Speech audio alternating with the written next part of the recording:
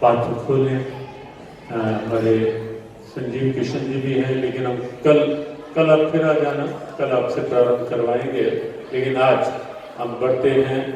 हमारे परम पूज्य मलुक पीठाधीश्वर जी महाराज मंच पर विराजित हैं। आज प्रातःकाल भाई श्री का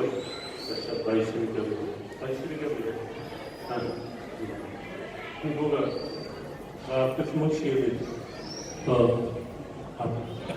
परम श्रद्धेय मलुक पीठाधीश्वर जी महाराज का हम श्रवण करते हैं आज, क्योंकि पहले संकेत हुआ है। वैसे तो महापुरुषों की मौज का आनंद लेंगे हम, क्योंकि आज प्रातःकाल महाराज अपने निरंजनी पीठाधीश्वर परम पूज्य पुण्यानंद जी महाराज का जो प्रातःकालीन सत्र में आज उद्बोधन था, वो एक अलग सी मौज में थे आज। और वो बात में कह रहे थे कि मैं आनंद दे नहीं रहा किसी को, मैं तो यहाँ रमन रीति में आके मैं तो अपनी मौज ले रहा हूँ, मैं तो आनंद ले रहा हूँ, बोल के भी आनंद ले रहा हूँ, रह के भी आनंद ले रहा हूँ। और कहने लगे आगे बुलाओ ना बुलाओ, मैंने रास्ता देख लिया, मैं तो अब अपने आप बार आता रहूंगा। तो ऐसी दिव्यता ऐसे संतों के द्वारा जो स्वयं में शास्त्रों के निष्णात और बड़े गहन चिंतक हैं, और ऐसे संतों के द्वारा ब्रह्म नीति में आकर ऐसी दिव्यता निश्चित रूप से सौभाग्य। और हमारे पूज्य पादकारी महाराज श्री की ये कृपा का ही प्रसाद हम सबको इस रूप में भी प्राप्त हो रहा है कि ऐसा दिव्य मंच, ऐसे दिव्य संत और उनके द्वारा ऐसे पावन दिव्य वाणी का आनंद ब्रह्मांड घाट में। क्योंकि यहाँ श्रवण के आश्रम की ओर से नित्य प्रति श्री यमुना महारानी के बहुत दिव्य, बहुत आनंदमय आरती का दर्शन नित्य प्रति रहता है। आज यदि संभव हुआ तो यहाँ के सत्र के पश्चात सब महापुरुष आरती के लिए भी प्रस्थान करेंगे। तो पूज्य महाराज श्री को मलुक पीठाधीश्वर जी और फिर पूज्य भाई श्री को हम श्रवण करें।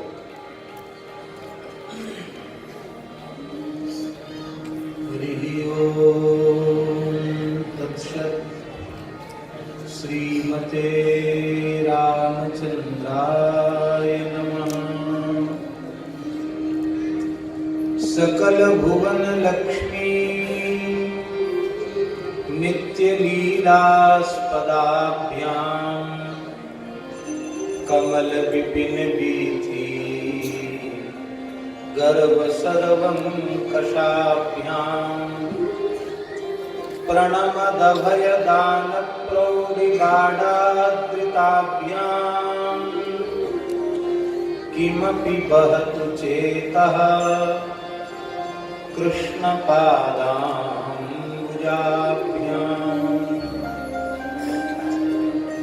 भक्त भक्ति भगवंत गुरु चतुर नाम बपुए, इनके पद वंदन किए नाशन विघ्ने। ठाकुर हमरे रमण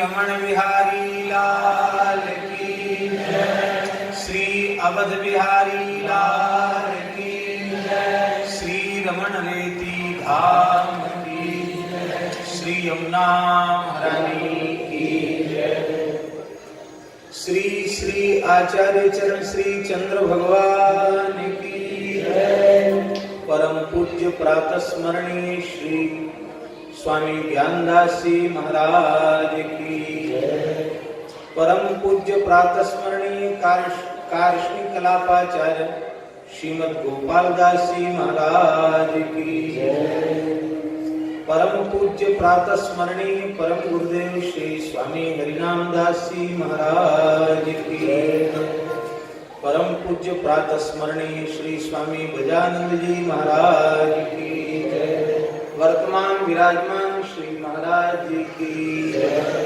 पूज्य श्री महाराज जी की जय, जय जय श्री राधे, जय जय श्री सीताराम, हर हर महादेव। भक्तवांछा कल्पतरु भक्तवत्सल शरणागत वत्सल श्री रमण बिहारी बिहारी जी को साष्टांग वंदन करते हुए उन्हीं के अनुग्रह विग्रह श्री महाराज जी को साष्टांग वंदन करते हैं एवं भारतवर्ष के संत समाज की शोभा गौरी प्रसाद से भी पूज्य श्री मणिराम छावनी वाले महाराज जी के युगल चरणों में सादर साष्टांग दंडवत प्रणाम निवेदन करते हैं। पूज्य श्री कृष्ण कृपा धाम वाले महाराज जी के चरणों में एवं श्री अनुराग जी को, डॉक्टर श्री ब्रज चैतन्य जी को, सभी विराजमान पूज्य संतों को, ब्राह्मणों को, व्यास महानुभावों को, सबको हम सादर दंडवत प्रणाम निवेदन करते हैं। इस वार्षिक महोत्सव में संत दर्शन का लाभ और सत्संग का अनुपम लाभ हम सबको गुरु गोविंद की कृपा से सहज ही प्राप्त हो जाता है।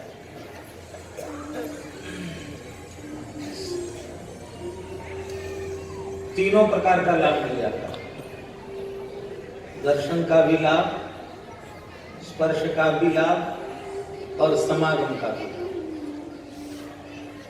बहुत प्रसिद्ध पंक्ति है विनय पत्रिका की, जब द्रवहि दीन दयालु राघव साधु संगति पाइए, तेहि तरस परस समागमादिक पाप राशि नसाइए।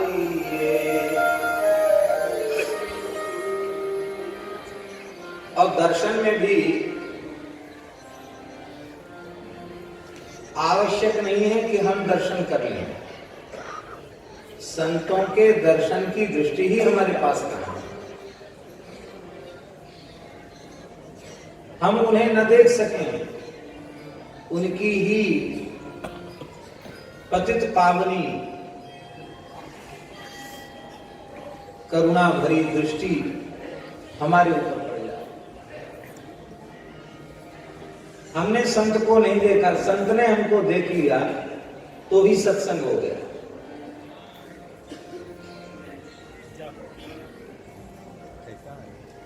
कुबेर के पुत्र नल कुंवर मणिग्रीव ने नारद जी को कहां देखा?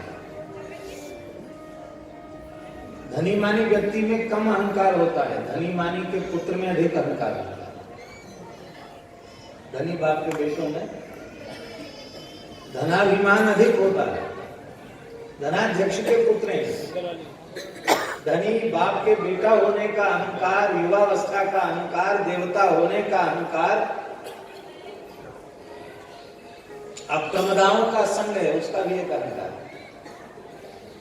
और जो चीज पी रखी है उसका अहंकार। हमारे सुदामा कुटी के बड़े पुजारी जी थे, पूज्य श्री पुजारी रामचंद्र दास जी बहुत अच्छे महापुरुष थे।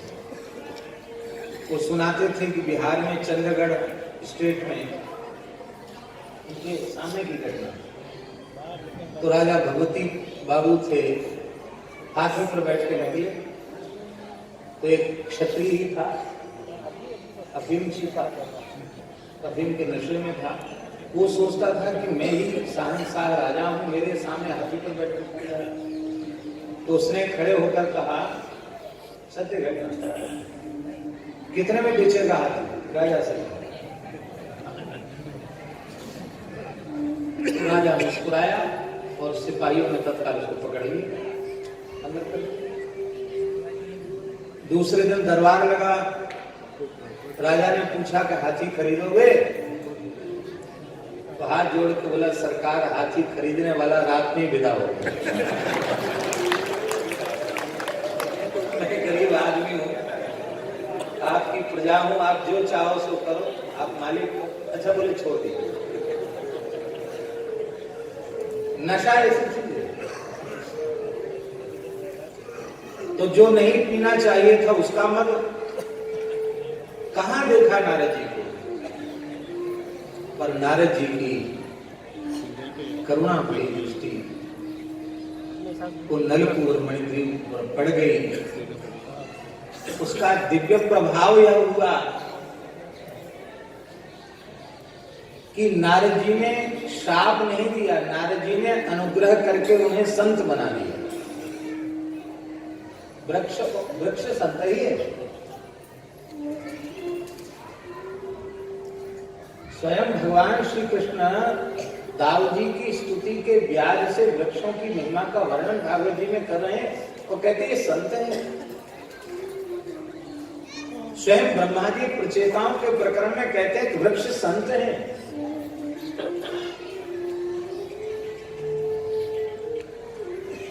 संतों की पंक्ति में जो बैठते वो संत ही होते हैं। संत विटप सरिता धरनी परहित हेत सवन के करनी। और मनवाणी क्रिया से जो परोपकार परायण हो उसी को संत कहते हैं। पर उपकार वचन मन का है, उसी को संत कहते हैं। तो नारद जी ने जो देवता होकर असुर भाव को प्राप्त हो चुके थे उन्हें संत बना दिया। संत भी लंकावासी नहीं बनाया, यूरोपवासी नहीं बनाया, ब्रजवासी संत बनाया। ब्रजवासी में भी गोकुल का वासी बनाया, नंद महल के प्रांगण का संत बनाया, वृक्ष बनाया। भगवान की शैशव रंगण लीला सब देखने का सौभाग्य मिला। इसलिए जब भगवान ने उनका उद्धार किया तो उन्होंने कहा, बाणी गुणा कथने श्रवणौ कथायां हस्तौ च कर्मसु मनस्तव पादयोर्नः स्मृत्यां शिरस्तव निवास जगत् प्रणामे दृष्टि सतां दर्शनेस्तु भवत्तनूनां। केवल अंतिम पद का अर्थ ही करना यहां प्रासंगिक, समय भी कम है। भवत्तनूनां सतां दर्शने दृष्टिरस्त। सामने बालकृष्ण प्रभु विद्यमान है। यह कहना चाहिए था कि आपकी यह मधुर बालक छवि मेरे नेत्रों के समक्ष निरंतर प्रकट बनी है। लेकिन सामने श्री कृष्ण है पर मुझे निरंतर कृष्ण दर्शन न हो, ये वर नहीं मांगा जा रहा है, प्रार्थना की जा रही है। भवत्तनूनां सतां दर्शने दृष्टिरस्त। आपके प्रत्यक्ष सचल विग्रह जो संत हैं उनके दर्शन में हमारी दृष्टि समर्पित हो, हमारे नेत्र संत दर्शन करते रहे। क्यों ऐसा मांगा जा रहा है? महाराज जी, दास को तो कई बार ऐसा लगता है कि बिना श्री रमण बिहारी के प्रत्यक्षानुभव के संत दर्शन की महिमा समझ में ही नहीं आती। संत दर्शन की महिमा का बोध ही तब होता है जब आत्म साक्षात्कार या भगवत साक्षात्कार हो जाता है। उस परात्पर परमार्थ परतत्व की अपरोक्षानुभूति के बिना संत दर्शन की महिमा समझ में नहीं आती। संत और सद्गुरु दो नहीं है, एक ही। एक न होते तो वृंदावन के महान रसिक आचार्य श्री हरिराम व्यास जी ऐसा क्यों कहते? बहुत प्यारी साखी है। ये साखी हम लोगों की समझ में आ जाए तो जीवन के अंतिम श्वास तक सद्गुरु की सन्निधि मिली रहेगी, सद्गुरु से कभी वियोग होगा ही नहीं। बहुत प्यारी पंक्ति है व्यास जी की साखी। आदि मध्य अरु अंत में, आदि मध्य अरु अंत में, यह रसिकन की रीति, संत सवे गुरुदेव हैं, व्यास ही यह परति। तो संत सद्गुरु के दर्शन की महिमा, इनकी प्राप्ति की महिमा भगवत साक्षात्कार के अनंतर ही समझ में आती है। और भरद्वाज जी ने तो अनुभव किया कि भगवत दर्शन का फल संत दर्शन, यही कर फल पुनिक दरस तुम्हारा। नरकुंवर मणिग्रीव की समझ में आ गया कि हमने संत दर्शन नहीं किया, संत की दृष्टि हमारे ऊपर पड़ गई, तब तो हमें इतना लाभ मिल गया, दुर्जवास मिल गया, वृक्ष की योनि मिल गई, आपका प्रत्यक्ष दर्शन मिल गया। कहीं संतों का दर्शन श्रद्धा पूर्वक करना आ जाए तब तो जगत रहेगा ही नहीं, क्योंकि संतो दिशंति चक्षुंसी बहिरर्कस समुत्थिता। अभी पूज्य श्री कृष्ण प्रपाद हमारे महाराज जी ने नित्य से संबंध जोड़ने की बात की। पूज्य डॉक्टर श्री ब्रजचंद्र जी तो क्या कहना, शास्त्रों को विद्वत जिन्होंने पढ़ा है और जो पढ़ाते हैं, वे जब प्रवचन करते हैं तो एक एक अक्षर के भाव को खोल करके रखते थे। आज बहुत सुंदर प्रकरण चला। वस्तुतः अनित्य की स्थिति ही तब तक है जब तक संतों की कृपा से हमें दृष्टि नहीं मिली। ज्ञाते तत्वे कह संसारा, नष्टे मोहे कह परिवारा, हरिरेव जगत जगदेव हरि, हरि तो जगतो नहीं भिन्न तन, जड़ चेतन जग जीव जत, सकल राम में जान, बंदों तिनके पद कमल, सदा जोरी जुग पान। ये दृष्टि संत प्रदान करते हैं। तो जब संत का दर्शन करना आ जाएगा तब तो कण कण में श्री कृष्ण दिखाई देगा। स्पर्श का सत्संग, संत छू दे हमको, प्रेम पूर्वक स्पर्श करें तब तो कहना ही क्या है, क्रोध पूर्वक स्पर्श करें तो भी काम बन जाता है। महाराज जी हम नाम भूल रहे हैं, मराठी का एक भक्तमाल, मराठी भाषा का, उस ग्रंथ का नाम भक्त विजय है। उसमें एक संत का चरित्र, नाम में संत का भूल रहा हूं, वे आगे चलकर महान दार्शनिक संत हुए, वेदांत विषय के उत्कृष्ट विद्वान, बालकों को पढ़ाते थे। मध्याह्न में एक समय प्रसाद पाते थे, एक दिन उनकी गृहिणी साग में नमक डालना भूल गई। अब पत्नी पर रुष्ट होने लगे, ब्राह्मणी पर, आज स्वाद ही नहीं है साग। उसने कहा भगवान भूल हो गई, ये नमक ले आई हूं पीस करके, जितना आवश्यक हो उतना मिला लो। अरे बोले ऐसे थोड़ी, स्वाद तो जब पकती है वस्तु तब आता, परिपक्व होती तब आता है। साग के साथ जब नमक पकता है तब स्वाद आता है, आज स्वाद ही नहीं। बार बार उसको डांट रहे थे। उसने हाथ जोड़कर कहा कि मैं बिना पढ़ी लिखी अच्छी हूं, इतने दिन वेदांत पढ़ाते हो गया, ब्रह्म में स्वाद नहीं आया, 2 पैसा की साग भाजी में स्वाद खोज रहे हो, तो मैं बिना पढ़ी लिखी थी। साग के स्वाद के लिए इतना कला कर रहे हैं आप। आखिर तो विद्वान से बात लग गई और लगा कि वस्तुतः हमारी अवस्था वही है, दर्वी पाक रसम यथा, दर्वी पाक रसम यथा। तो वे चले। अब महात्माओं के पास जाकर पूछे मैं कौन हूं, मैं कौन हूं, इसका उत्तर मिल जाए, इसी का नाम वेदांत है, इसी का नाम ज्ञान है। तो लोग उनको सोचते पागल हो गए। एक संत के पास राम राम कर रहे थे, अहर्निश राम राम कर रहे थे, और जंगल में हनुमान जी का मंदिर बना रहे थे। उसको बंदरों को आज्ञा दे रखी थी, बंदर ही पत्थर इकट्ठा करके हनुमान जी का चबूतरा तैयार किया। वो महात्मा राम राम कर रहे थे। वो पंडित जी जाकर बोले कि मैं कौन हूं, मैं कौन हूं, मैं कौन हूं। तो उनको भजन में विक्षेप हुआ। उन्होंने एक डंडा लगाया, मैं कौन हूं, मैं कौन हूं चिल्लाता, भजन नहीं करने देता। तो महाराज जी जैसे ही डंडा लगा उनकी समाधि लगी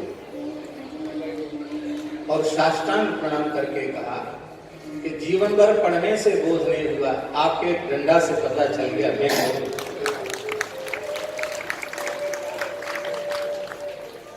लंकनी और हनुमान जी के बीच में सत्संग की कोई बात नहीं, मार पिटाई घूसा हुआ, मुठिकाए कहां का कहानी धरे ठनमनी, लेकिन सत्संग की महिमा समझ में आ गई। तात स्वर्ग अपवर्ग सुख धैर्य तुला एक अंग, तूलनता ही सकल मिल, जो सुख लव सत्संग। तीसरा सत्संग समागम का। समागम के सत्संग में भी बड़ी सुविधा है। ध्रुव जी महाराज करें भक्ति मोह प्रवाताम, त्वयि में प्रसंगो भूयादनंत महता ममलासयानाम, ये नांजसोल्वण मुरुव्यसनम भवाब्धिम, नेष्ये भवद्गुण कथामृतपान मत्तः। ध्रुव जी भी भगवान का संग नहीं मांग रहे हैं, विशुद्धांतःकरण के महात्माओं का संग मांग रहे हैं। प्रवाहताम, भले ही सृष्टि के जन्म मृत्यु के प्रवाह में मैं पड़ा रहूं, इससे भी छुटकारा नहीं चाहिए। बस जहां कहीं मेरा जन्म हो, जो विशुद्धांतःकरण के महापुरुष हैं उनका संग हमें नहीं है। भगवान ने कहा हमारा संग नहीं चाहते हो, महात्माओं के पास क्या धरा है, महात्माओं का संग क्यों चाहते हो? ध्रुव जी बोले महाराज जो आपके पास नहीं है वो आपके प्यारे संतों के पास है। भगवान को हंसी आई। मैं सर्वेश्वर परात्पर परब्रह्म वैकुंठनाथ लक्ष्मीपति, मेरे पास किस वस्तु का अभाव है? बोले आपके पास आपकी कथा का अभाव है।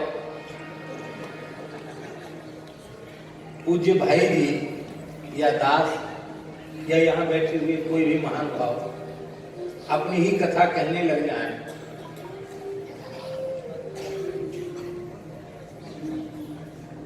तो यही समझा जाएगा कि इनका दिमाग कुछ गड़बड़ हो गया।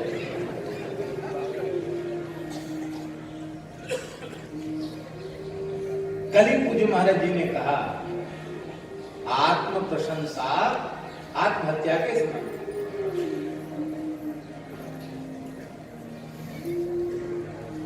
तो आपके पास आपकी कथा नहीं है, पर इन संतों के पास भले ही कुछ ना हो, आपका नाम है, आपकी कला।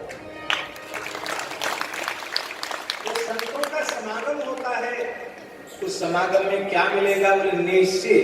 नेश्य माने पारम यास्य। मैं भवसागर से सहज ही पार उतर जाऊंगा। कैसे? बोले भगत गुण कथामृत पान मत्ता। आपके गुण कथामृत को पी पी कर मतवाला हो जाऊंगा और सहज ही पार उतर जाऊंगा। अब महाराज जी एक छोटी सी बात कहकर हम तुरंत विराम करते हैं। वो बात ये है कि जहाज में बैठने वाला व्यक्ति टिकट लेके सो जाए तो क्या जहाज वाला उसे नीचे उतार देगा? जहाज वाला नीचे नहीं उतारेगा। जहाज में बैठ गया टिकट लेके तो जहाज मंजिल तक पहुंचेगा, वो सोने वाला जगने वाला पहुंच के जाएगा, सोने वाला भी जाएगा।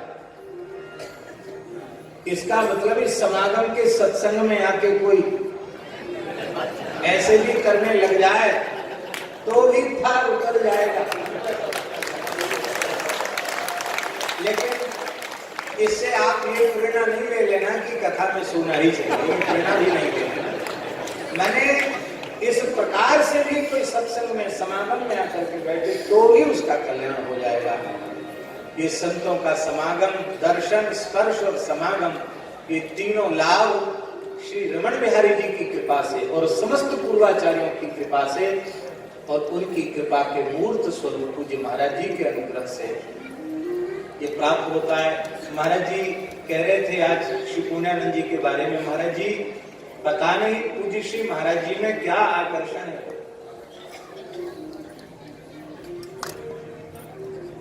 नहीं, सारे भारतवर्ष में उत्सव होते हैं। अब कोई मुख देखी बात नहीं कही जा रही है। इतने महापुरुषों की उपस्थिति एक साथ, सालों भर कोई योजना बना रहे तो एक समय में कभी कोई इकट्ठा हुआ, कभी कोई आएगा, कभी कोई आएगा, कभी किसी का आने का कैंसिल भी हो जाएगा। लेकिन आश्चर्य की बात है, इन तीनों दिनों में संतों का इतना अद्भुत दर्शन होता है कि निश्चित ये रमण बिहारी जी की कृपा है और ये कृपा हम लोगों को जीवन की अंतिम श्वास तक मिलती है। इन्हीं शब्दों के साथ रमण बिहारी जी को, महाराज जी को, मुनि जी को, महाराज जी को सभी को प्रणाम करते हुए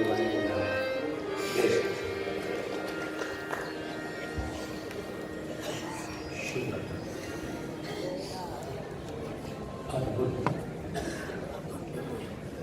एक एक शब्द श्री के श्रीमत से जो श्रवण करने को प्राप्त हुआ सबको,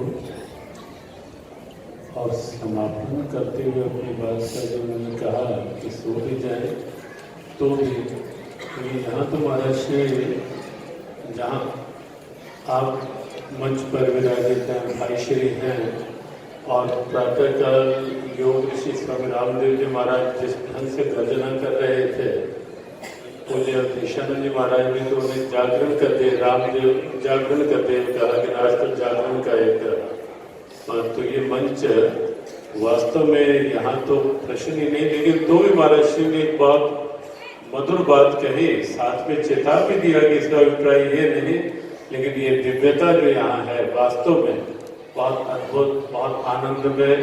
और पूज्य महाराज श्री का और पूज्य संतों का ये आशीर्वाद जीवन की अक्षय निधि, इसे एक एक पल को, एक एक शब्द को खुले मन के पात्र में भरते चले जाएं, भरते चले